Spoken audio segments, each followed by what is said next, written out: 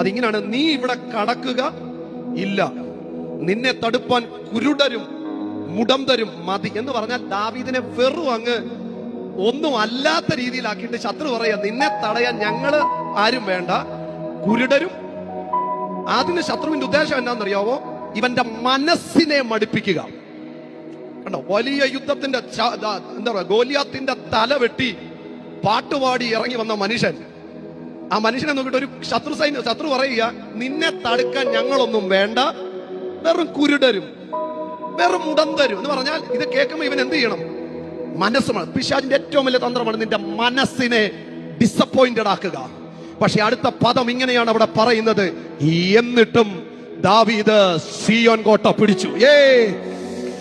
ഞാൻ വീണ്ടും പ്രവചിക്കുന്നു, എന്നിട്ടും ദാവീദ് സിയോൻ കോട്ട പിടിച്ചു.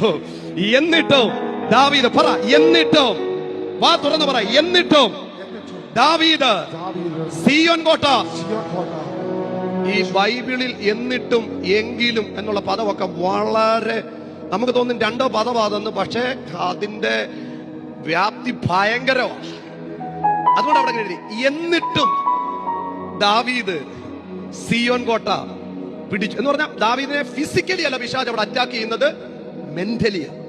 കാരണം ഇത്ര ഗോലിയാത്തിന്റെ തല വെട്ടി ഇറങ്ങി ഒരു ആത്മമനുഷ്യനെ നോക്കി ശത്രു പറയാ, നിന്നെ ഇവിടെ തടുക്കാൻ വലിയവരൊന്നും വേണ്ട, കുരുടരും മുടന്തരും. ഒറ്റ ലക്ഷ്യ പിശാചിന്, ഇവനെ ഫിസിക്കലി ഇവനെ ജയിക്കാൻ പറ്റത്തില്ല. കാരണം സിംഹം വന്നാൽ ഇവൻ ഞൊടിച്ചു കളയും അതിനെ. പക്ഷെ ഇവനെ ജയിക്കാൻ ഇവന്റെ മനസ്സിനെ ഡൈവേർട്ട് ചെയ്ത് വിടുക. കണ്ടോ എന്ന് പറഞ്ഞാൽ ഇവിടെ നിന്നെ വെല്ലുവിളിക്കാൻ ഗോലിയാത്ത് വരുന്നില്ല, ശൗല് വരുന്നില്ല, പരാക്രമികൾ ആരും വരുന്നില്ല. പക്ഷെ കുരുടരും മുടന്തരും മതി നിന്നെ തടയാൻ. അവിടെ ഒരു പദമാണ്, എന്നിട്ടും ഞാൻ ഈ പട്ടണത്തിൽ നിന്ന് ഈ ആത്മമണ്ഡലത്തെ നോക്കി, ഇതിനകത്ത് നിൽക്കുന്ന ചിലരെ നോക്കി ഞാൻ ആത്മാവിൽ പ്രവചിക്കുക, എന്നിട്ടും നീ ചിലതിനെ ജയിക്കും, എന്നിട്ടും നീ ചിലതിനെ കീഴടക്കും. അത് വിശ്വസിക്കുന്നവർ ഒരുമിച്ച് കരങ്ങളെ ഉയർത്തി, എന്നിട്ടും